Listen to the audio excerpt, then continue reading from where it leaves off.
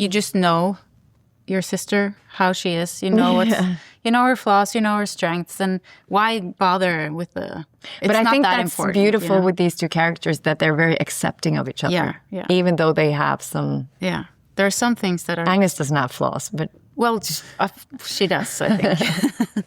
It's debatable, but I think Hello, I'm Renate Reinsve. Hi, I'm Inga Ibsdotter Lilleaas. My name is Joachim Trier, and I'm going to talk about a scene from Sentimental Value for Letterboxd.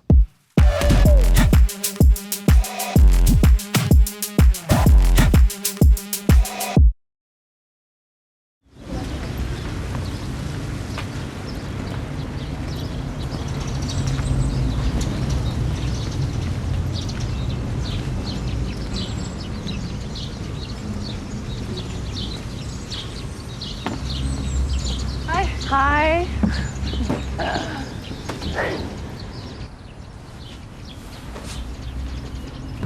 It's kind of interesting because everyone has a family home or a childhood home or a place they grew up, maybe several places. But if you imagine for a second the entry space, the entry door of that childhood place, and you stop for a second and you see that space in front of you, and you imagine it's winter, and then you swap to summer, and then you walked in once you were heartbroken, and then you walked in when you were in love. And like you realize suddenly that we all have these unconscious arenas or stages for the drama, the small and the big, and the unimportant and the important moments. And very often they have to do with a place, perhaps a home. So I thought to make a film where a family is negotiating what is our narrative, who are we? And why are these two sisters feeling that they are so different? And they have such different perception of their family, their past, and last but not least, their father, who's a very complicated character. For both of them in different ways, I thought, okay, so let's give that a context of a house where they grew up. Walking into the house for the first time, it had a lot of stuff in it, like a lot of props that were like, it felt like they were taken right out of my childhood. Like it was my stuff, because a lot of it was stuff that was really common. It filled the character with some lived life, you know, of my life, and I could just look around seeing stuff I recognized, which was really cool, I think. It was really interesting. I think somehow to find a way of shooting and a mise en scène where we, throughout the film, track the repetition of spaces was kind of fun in this house. On an unconscious level, I think all audiences respond to repetitions of structures of shots and spaces. So that's filmmaking. For example, in the scene we're talking about, Renate Reinsve's character, Nora, comes through the garden door into what used to be her mother's psychology office. And there's an empty chair. She looks at it. And later on, you kind of understand, even maybe you'll sense it already, what that's about. It's about the absence of that mother. And the idea of absence plays a lot into this film.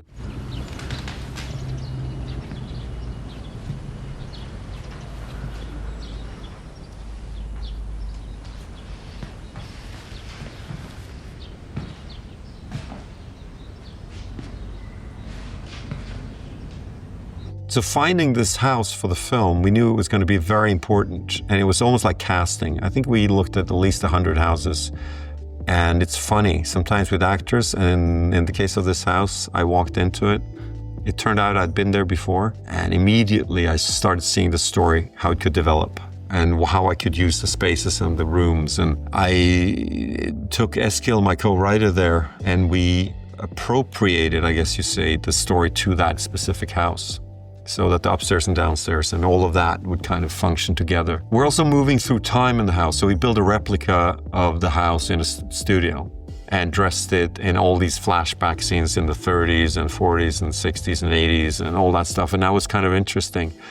And I had this weird moment when I was in the 1960s version of the house in the studio, and I live 5 minutes away from the real house. And I was in a studio far outside of town, and we were shooting this party scene. And at the end of the day, I was like, oh, I'm just gonna walk home today. And I walked out of the set and I realized I was in a studio. I had to spend 30 minutes in a car. So you go a bit loopy. But it was interesting to create both fictionalized and real versions of this house. We had some rehearsals in the house and got to know like that place. But yeah, like you say, like when we came in, it was already lived in. It was already someone's house. And I think they kept some things, and the set designer did a really good job of kind of just keeping the soul of the house as it was. It felt like a home for us, and we kind of became this movie family. Everyone was affected by the atmosphere in the house. Us and the crew and everyone.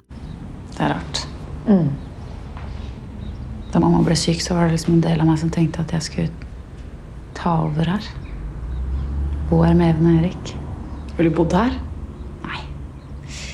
Eller det har vi ikke råd til, for vi kan ikke kjøpe ut noen. It's very clear when you see the two sisters in the scene that we're talking about that there's a moment when the younger says, it's strange, isn't it? Like, I often had a wish that I could live here with my family, and the other one says, you want to live here? As if that's the last idea she could ever have in her pursuit of her own life, you know? They're very different. Det der har jeg allerede gått gjennom. Det er bare noen gamle papirer, egentlig. Ja, tusen takk for alt du har gjort. Det er jo helt fantastisk. Og for min del skal vi bare kjøre bort det du ikke vil ha, da. Er du sikker på det? Det er jo veldig mye fine ting her, da.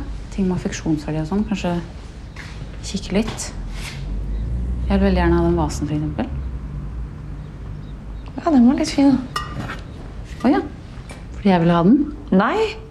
I think that moment is really nice where Nora really wants the vase because Agnes is pointing it out. I think it's like that with their lives set up against each other, because I think Nora really sees her lacks in life because of how Agnes is living, and what she wants is, yes, something similar, but she knows she lacks the ability to get there. And they have this conflict, but in a very loving, compassionate way. So it's not about jealousy, or it's not about not wanting something for the other person, but they are very generous with each other, but it's a picture painted that makes them see what they don't have in their own lives. I think Agnes is just used to Nora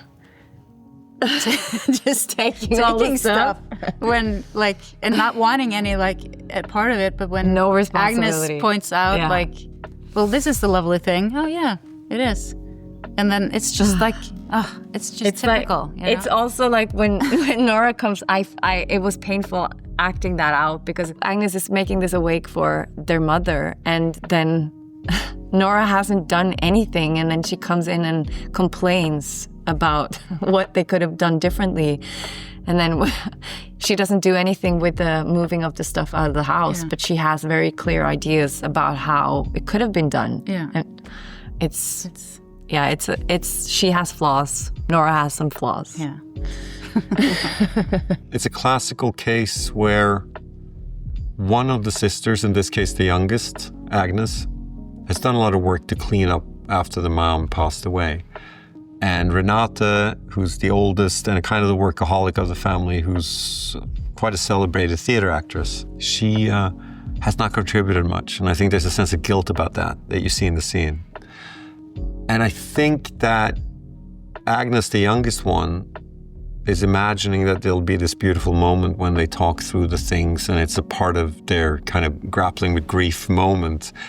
Whereas you see the clear denial of the older sister to enter into that. She's kind of like, nah, just throw it away, you know. Which mirrors how the father is behaving too, because he's really not able to engage very much in intimate or emotional conversations. So I thought there was something interesting about the dynamic between them. Du kan bare ta den, du. Nei, det er jo ikke det. Vi skal jo liksom kikke på det sammen og finne ut av det. Det er som er hele poenget. Ja, da tar jeg den da.